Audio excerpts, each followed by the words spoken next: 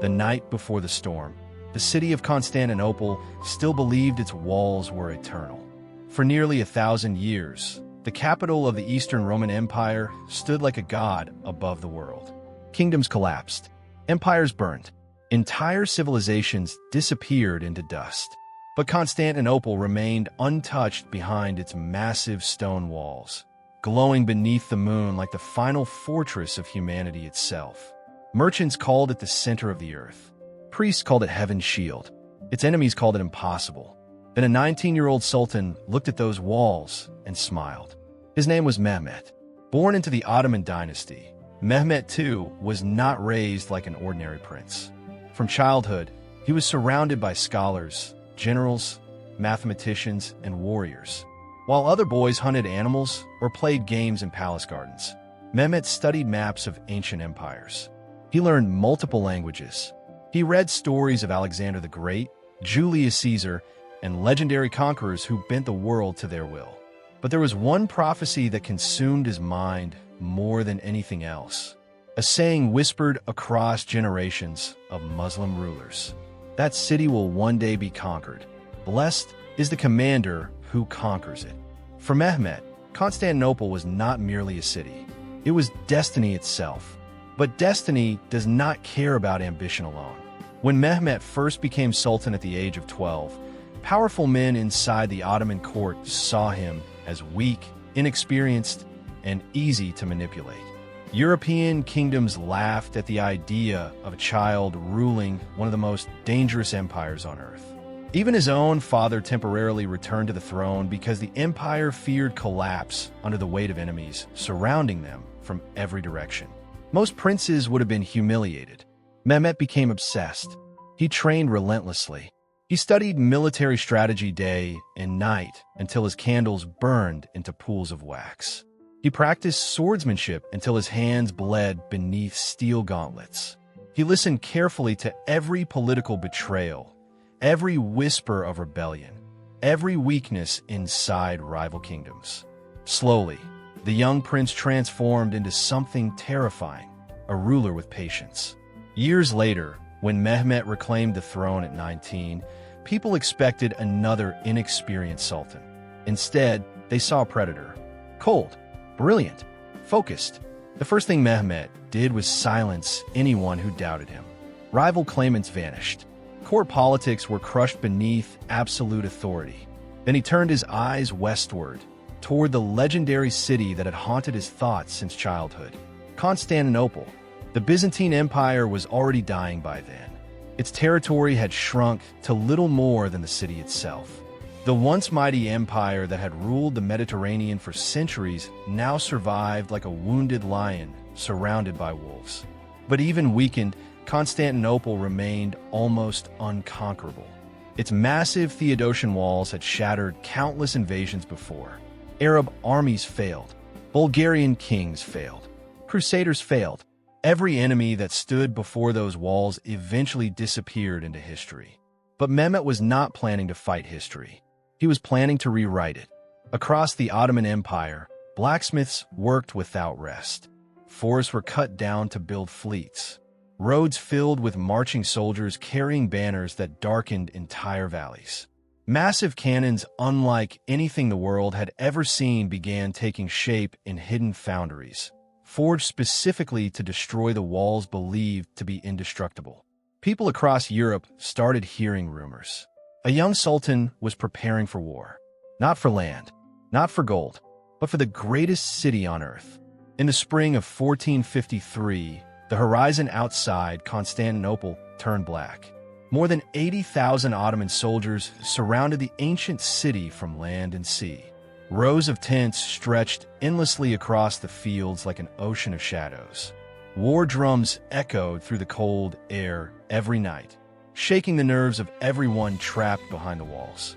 Fires burned across the camps like stars fallen onto the earth itself. And at the center of it all stood Mehmed, 19 years old, calm as death. Inside Constantinople, fear spread faster than fire. Emperor Constantine XI walked through the streets, trying to inspire hope among his people. But even he understood the terrible truth. The Byzantine Empire had reached its final chapter. The city had barely 7,000 defenders, many of them exhausted mercenaries from Italy. Churches filled with prayers day and night, while civilians carried stones, repaired walls, and prepared for the apocalypse waiting outside their gates. Then the cannons fired. The sound alone felt unnatural. Mehmet's giant bombard cannons roared like thunder, tearing open the sky. Stone walls that had survived centuries suddenly cracked beneath explosions powerful enough to shake entire districts. Every impact sent dust clouds rising into the heavens, while terrified citizens screamed beneath collapsing towers. History itself was being shattered in front of them. But Constantinople refused to die easily. Again and again, Byzantine defenders repaired broken sections of the walls during the night. Ottoman soldiers launched wave after wave of attacks, only to be thrown back into blood-soaked trenches. Arrows darkened the skies. Flaming oil burned men alive. Corpses piled beneath the walls until the battlefield smelled of smoke, mud, and death. The siege became a nightmare without end. Still, Mehmet never lost focus. He studied every weakness in the city's defenses with almost unnatural patience. Every failed attack became another lesson. Every setback sharpened his strategy further. Unlike reckless kings blinded by ego, Mehmet adapted constantly. He understood something many rulers never learned. Wars are not won by anger. They are won by endurance. Then he discovered the greatest obstacle standing between him and victory: the Golden Horn. This narrow waterway protected one side of Constantinople, sealed off by a gigantic iron chain stretching across the entrance.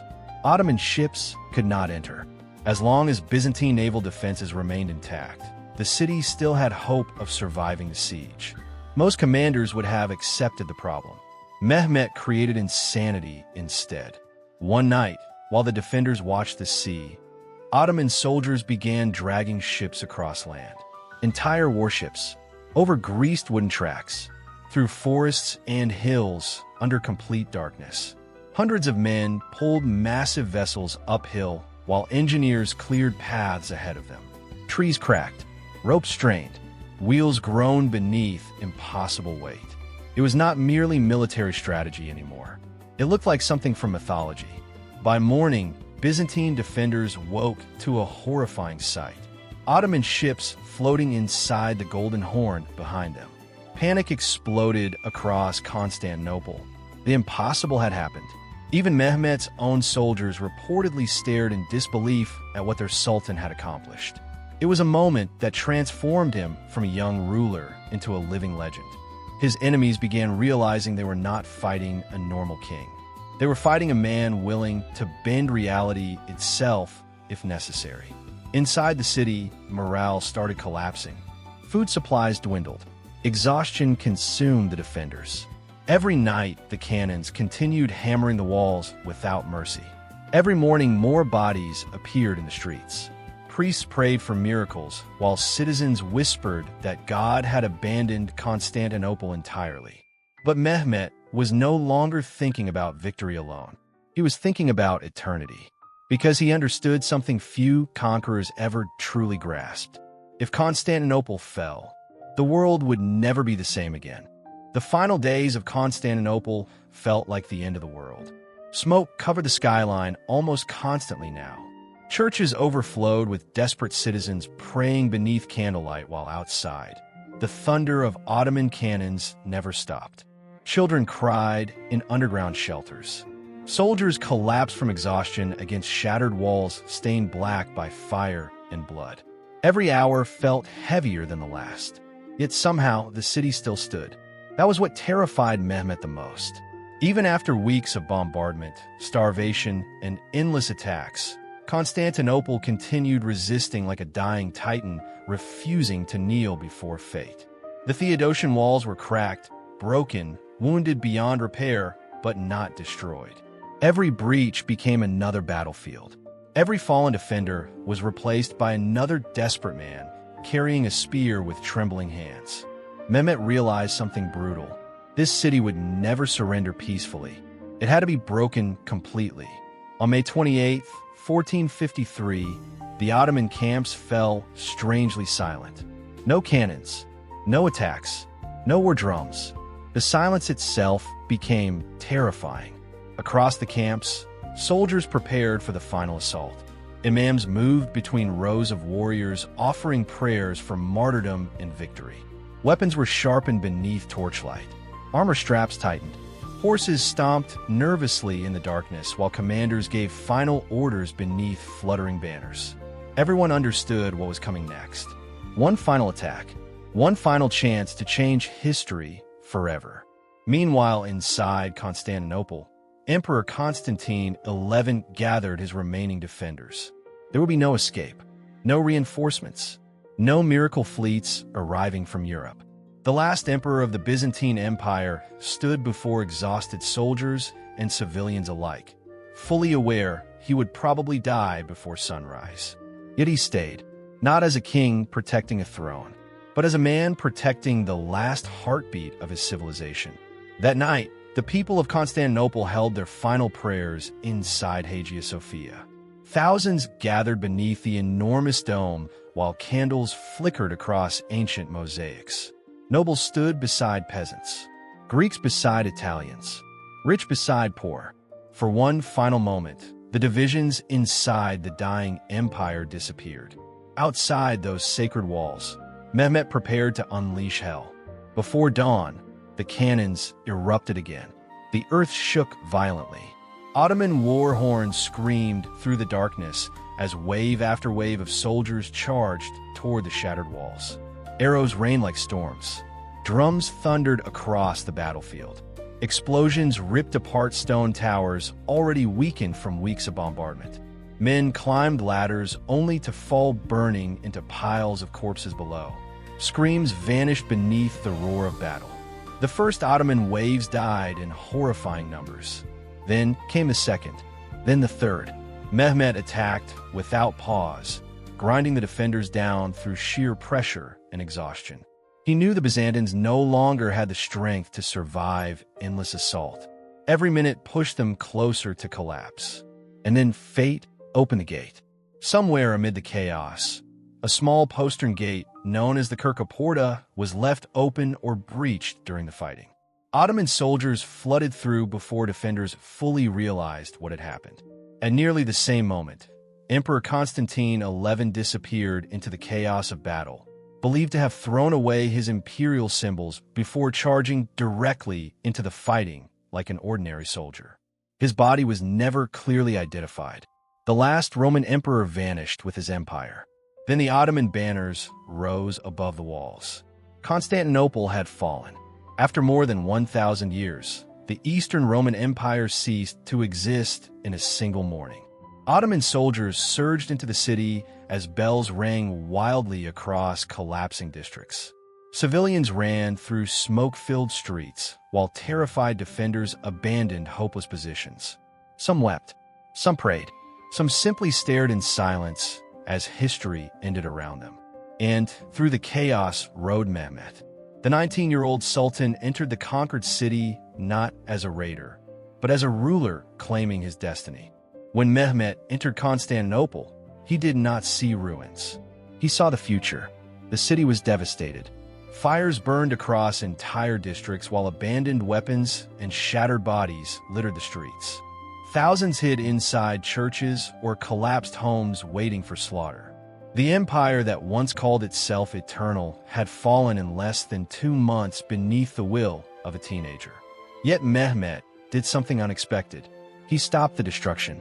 According to many accounts, the young sultan rode through the city in silence, observing the broken capital that had consumed the ambitions of rulers for centuries. When he finally reached Hagia Sophia, the greatest church in the Christian world, the massive doors were filled with terrified civilians praying for mercy. The conquerors stepped inside. For nearly 1,000 years, emperors had stood beneath that enormous dome, believing their empire was chosen by God himself. Now Ottoman soldiers filled the sacred hall, while dust floated through shattered beams of sunlight.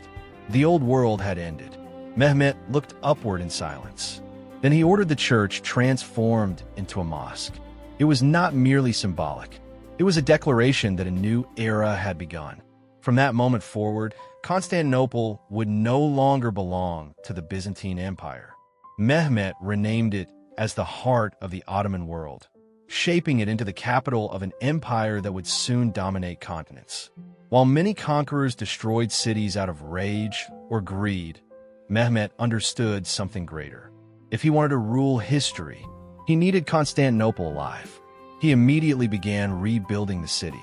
Scholars, merchants, craftsmen, and families from across the empire were encouraged to settle there.